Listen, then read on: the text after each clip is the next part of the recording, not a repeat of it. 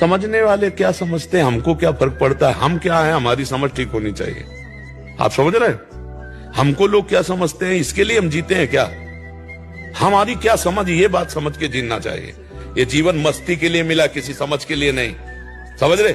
हम अपने सत्य की मस्ती में हैं। तुम हमको क्या समझते हो, इससे हमें कोई फर्क नहीं पड़ता। हम क्या समझ करते, इससे फर्क पड़ता है।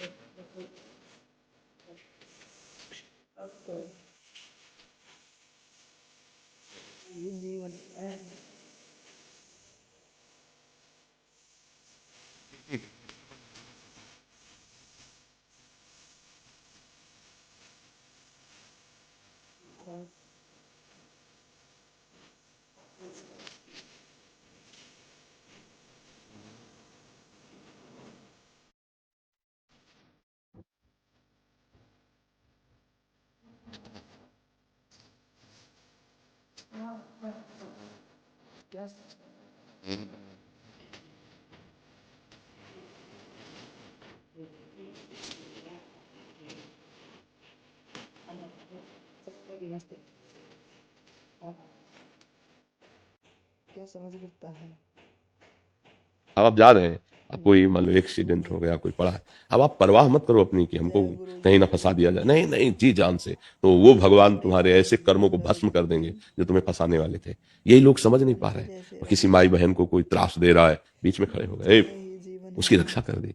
कहीं कोई पशु पक्षी के साथ असद व्यवहार हो रहा है, हम उसकी रक्षा कर ली। हमें खोजना नहीं, भगवान जब दे दे ऐसा अवसर तो हम उस पर कूद पड़े।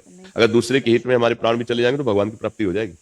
केवल सीता जी की रक्षा के लिए रावण ने पंख काट दिए और तलवार से मारा जटायु को, तो भगवान हरि का रूप धारण करके परम धाम गया।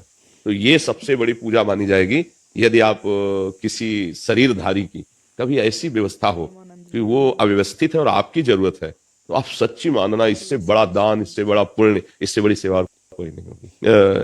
किसी की बहन बेटी को कोई छेड़ रहा है, मार रहा है, पीट रहा है, हो सकता है कृपा करें तो वीडियो बना ले, लेकिन हस्तक्षेप नहीं करेंगे। क्या यार तुम्हारा पुरुषत्व है, क्या तुम्हारी मनुष्यता है? एक आदमी अत्याचार कर रहा हो, तुम ये देख करके मुंह छुपा के चले जा रहे हो। नहीं, ऐसा तो नहीं होना चाहिए। क्यों ऐसा? ये हमारी समाज कितनी बिगड़ती चली जा रही कि एक नौजवान आदमी किसी बहन बेटी को छेड़ रहा है, परेशान कर रहा है, और वो वहां से लोग आ जा रहे हैं, लेकिन कोई हस्तक्षेप नहीं कर रहा। तब लगता है ये समाज है। वो जंजीर तोड़ के भाग रहा है, वो गिर पड़ी है, और कई गाड़ियों से पीछे आगे निकल जा रहे हैं और उसको देख रहे हैं, लेकिन कोई उसको घेर नहीं रहा, कोई उसको रोक नहीं रहा। अब ऐसे लोग मंदिर में जाके अगरबत्ती लगावे, भोग लगावे, तो मुझे लगता है कुछ नहीं होने वाला। हम दूसरों को नहीं संभाल सकते, हमें अपने को संभालना है। सिद्धांत की बात समझो, दूसरे गलत कर रहे हैं, हमको नहीं करना है, फिर हमको कोई परास्त नहीं कर सकता। दूसरे सुधरे तो हम सुधरे, कभी सुधर नहीं सकते। हमको अपने आप को सुधारना है। तेरे भावे जो करे, भलो बुरो संसार, नारायण तो बैठ के अपनो भवन।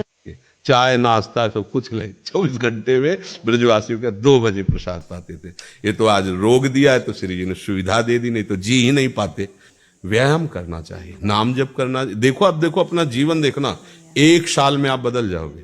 1 साल में चेहरा बदल जाएगा, जीवन बदल जाएगा। नाम जप करो, आध्यात्मिक शक्ति बढ़ाओ, व्यायाम करो, शुद्ध भोजन करो, शारीरिक शक्ति बढ़ाओ, अभी आप बलवान बन जाओगे। बलवान कौन है? दूसरा गाली दे रहा हो, आप सह गए, उसे बलवान कहते। उसके थप्पड़ मार दिया, उसे बलवान नहीं कहते। आप में क्षमा है तो आप बलवान हैं। काम को आप जीत रहे हैं, आप बलवान हैं। लोभ को आप जीत रहे हैं, आप बलवान हैं। दूसरा कोई बीमार पड़ा है, आप उसको सेवा कर रहे हैं, कोई चाह नहीं, ये आप बलवान हैं। निर्बल आदमी नहीं कर सकता। आज हम सब निर्बल होते जाते हैं, क्या? अपने सुख के लिए बस। हमारा शरीर सुखी रहे, दूसरे को छुरी से काट दो, कोई मतलब की बात नहीं। ये सब निर्बल लोग हैं जिनको विकार परास्त करते हैं। आप बलवान। मिटिया मेट, हम ये नहीं कह रहे कि गलत पक्ष नहीं है, दोनों पक्ष हैं, लेकिन असली को भी तो दिखाओ। संतों के असली स्वरूपों को तो भी दिखाओ। क्या हमारे भारत में असली नहीं रहे क्या? ज्ञान देव, नामदेव, सोपान देव, पूरे भारत में नजर डालिए। मीरा जी श्री चैतन्य महाप्रभु एक से एक महापुरुष कभी नहीं दिखाएंगे।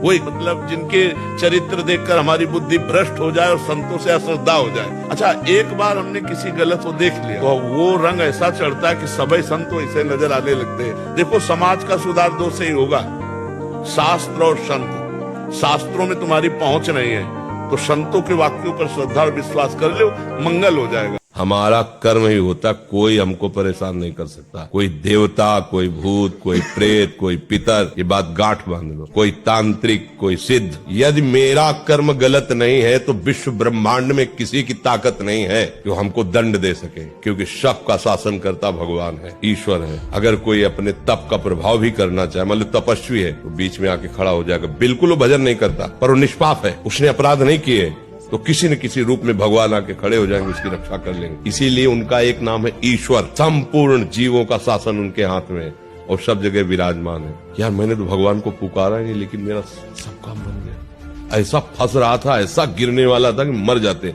ये लोग फंसा लेते। ऐसा कौन बचाया? तुम्हारे अच्छे कर्म। तुम्हारे अच्छे कर्म है, बुरे कर्म नहीं। बोले तुम्हारे कोई चक्कर है, ऊपरी चक्कर है, लोग ऐसे कहते, वो अरे ऊपरी और भीतरी, केवल तुम्हारे कर्म का चक्कर है, दूसरा कोई नहीं है। गुरुजी के वचन अंत तक सुनने के। My video, thanks for watching my